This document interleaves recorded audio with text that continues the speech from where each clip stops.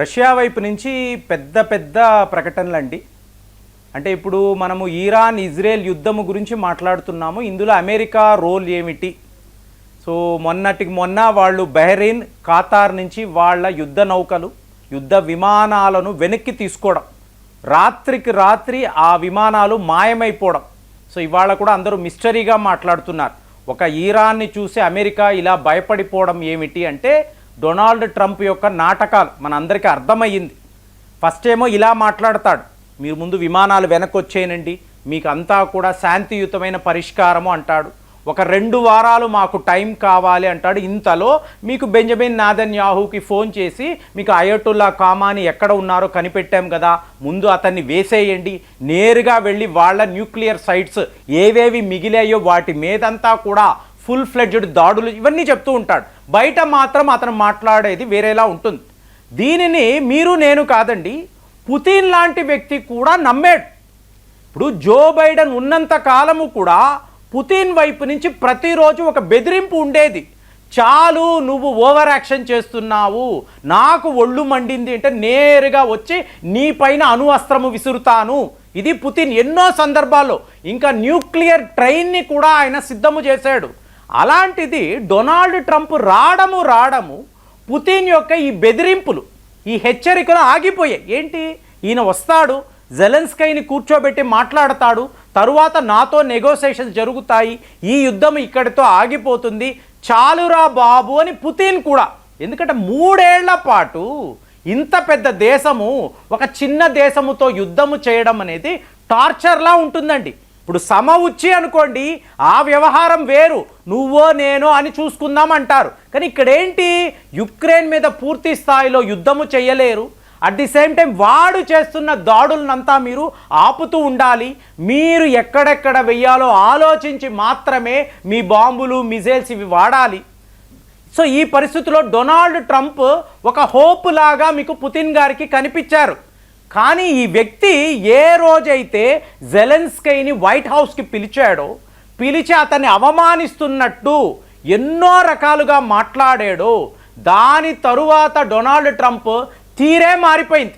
అంటే తర్వాత మీకు జెలెన్స్కీతో రహస్య ఒప్పందాలు పెట్టుకొని మినరల్ అగ్రిమెంట్స్ అని చెప్పి, మేము ఇంత డబ్బు ఇచ్చాము, ఇందులో ఇంతంత భూభాగాలు మాకు ఇవ్వు, నా కంపెనీకి ఇంతంత కావాలి, ఇలాగ తన పార్ట్నర్స్కి బెనిఫిట్ అయ్యే విధంగా ఎన్నో అగ్రిమెంట్స్ జెలెన్స్కీతో ఈయన వేసుకున్నాడు.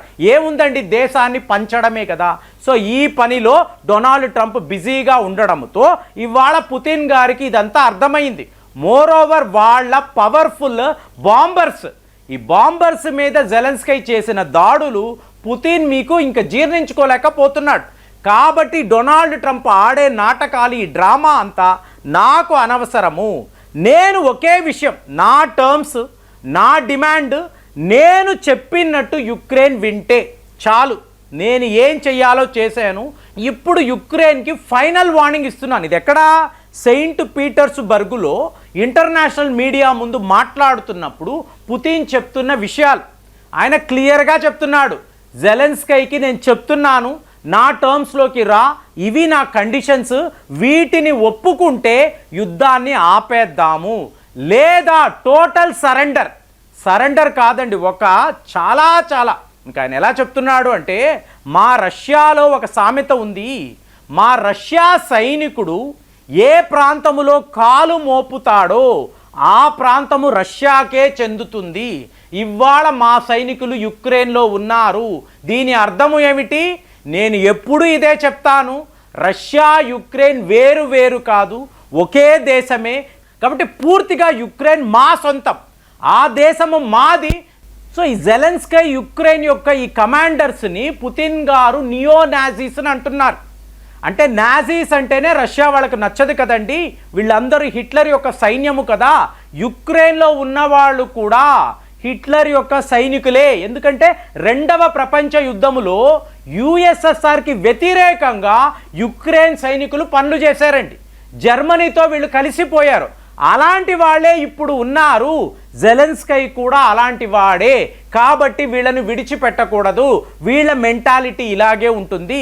కాబట్టి నా ఫైనల్ వార్నింగ్ అంటే నాటోని ఆపాలి అనుకున్నాను, తరువాత మా డాన్బాస్ రీజన్లో ఉండే రష్యన్స్ను కాపాడాలి అనుకున్నాను. ఇవాళ యావత్తు యుక్రెయిన్ మాదే, మా సొంతము, మా దేశములో ఇది కూడా ఒక భాగమే, ఇది జెలెన్స్కీ అర్థము చేసుకోవాలి అని చెప్పి ఇప్పుడు ఉన్న ఎజెండా, ఇప్పుడు ఉన్న టార్గెట్ని పుతిన్ ఒక్కసారి చెప్పడంతో అక్కడ ఉండే ఇంటర్నేషనల్ మీడియా ఓహో ఇదా అసలు సిసలైన ప్లాన్. మనం ఏమన్నాము, ఒక దగ్గర మినరల్స్ ఉన్నాయి, 31 ట్రిలియన్కి సంబంధించిన భూభాగాన్ని పుతిన్ గారు తమ సొంతము చేసుకున్నారు, రష్యాకు చెందిన భూభాగము, ఇప్పుడు ఇవాళ సెటిల్మెంట్స్ అని చెప్పి మాట్లాడాం. అది కాదండి, ఈరోజు మీరు మాకు కలిగించిన నష్టము 60,000 కోట్లు, దీనికి ఏమిటి మాకు కాంపన్సేషన్ అంటే యావత్ యుక్రెయిన్ యొక్క రాజధాని కీవ్, ఇక్కడ మా రష్యా జెండా ఎగరాలి, ఇదే మేము చేసి చూపించబోతున్నాము. సో దీనికి వీళ్ళు భయపడి మాకు సరెండర్ అయితే మీకు జెలెన్స్కీ అతని ఆర్మీ అనేది బతికి బట్టకడతారు. ఒకవేళ వాళ్ళు ఒప్పుకోకపోతే మేము క్లియర్గా అణు అస్త్రాలు వాడతాము, మీకు వాళ్ళని అక్కడి నుంచి తరిమి వేస్తాము, ఫైనల్గా మా రష్యన్స్ యుక్రెయిన్ని పరిపాలిస్తారు. ఇదే జరగబోతుంది. అంటే మొన్న జరిగిన దాడులు ఈయనకి ఎక్కడ లేని కోపం కాదు, ఏదో ఒక రకంగా ఈ కాంపన్సేషన్ అంటే ఇది నేను సాధించాలి అనే ఆలోచన ఎక్కువైపోయింది. దాంతో ఏంటి, ఒక దేశమే మాది అని చెప్పి పుతిన్ గారు మాట్లాడడం అందరికీ చాలా ఆశ్చర్యంగా ఉంది. దాంతో ఇప్పుడు ఏంటి, నాటోని ఆపాలి అని కాదు, మేమే నాటో యొక్క పొలిమేర్ల దాకా వస్తున్నాం. ఒక్కసారి యుక్రెయిన్ని మీరు సాధించిన తరువాత నాటో దేశం పోలాండ్ ఉంటుంది, దాని పక్కన జర్మనీ, ఇవే కదా ఉంటాయి.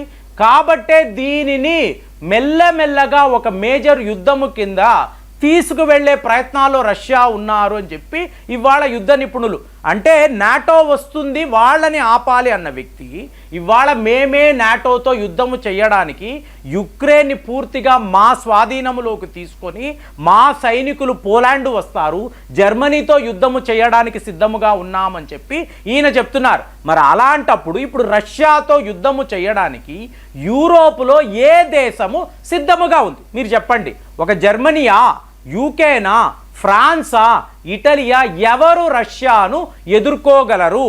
ఈ పని చెయ్యగలిగే సత్తా ఏ దేశము వద్ద ఉంది? వాళ్ళు నిజంగానే రష్యాతో యుద్ధము చేస్తే అంటే నాటో దేశాలు, అమెరికాను విడిచిపెట్టి ఎప్పుడు పారిపోతూ ఉంటాడు కదా, సో విడిచిపెట్టి పారిపోయాడు. ఒక 30 దేశాలు, ఈ 30 దేశాలు కలిసి రష్యాతో యుద్ధము చెయ్యగలరా? అంత కెపాసిటీ వీళ్లకు ఉందా? లేకపోతే పుతిన్ గారు ఇంత ధైర్యంగా, అంటే ఈయన వద్ద ఇంకా ఎలాంటి అస్త్రాలు ఉన్నాయి, ఎలాంటి వెపన్స్ ఉన్నాయి, వీటిని 4 ఏళ్ల పాటు యుద్ధాలు చేసి ఇంకా కూడా నేను జర్మనీ మీద దాడి చెయ్యగలను, పోలాండ్ని అటాక్ చేయగలను, ఇంత ధీమాగా పుతిన్ గారు ఎలా మాట్లాడుతున్నారు? ఇది ఒక చాలా పెద్ద మిస్టరీగా ఉందండి.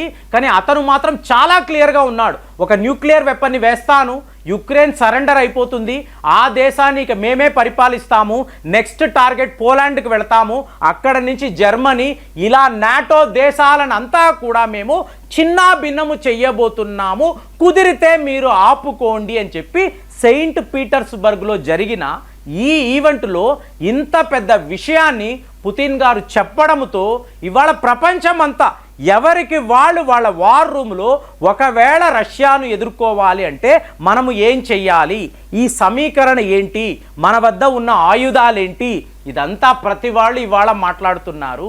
మరి పుతిన్ చెప్పినట్టు ఈయన యుక్రెయిన్ మీద ఒక అణు అస్త్రము వేస్తాడా, లేదా దానికి భయపడి యుక్రెయిన్ వాళ్ళు సరెండర్ అయిపోతారా? రేపు మీకు రష్యాతో యుక్రెయిన్ అనబడే దేశము కలిసిపోతుందా? ఇదే ఇవాళ అందరూ మాట్లాడుతున్నారు. మరి ఈ వార్తలు మీరు విన్నారా? మీకేమనిపిస్తుంది? కామెంట్స్లో రాయండి. మళ్ళీ వచ్చే వీడియోలో కలుద్దాం. జై హింద్.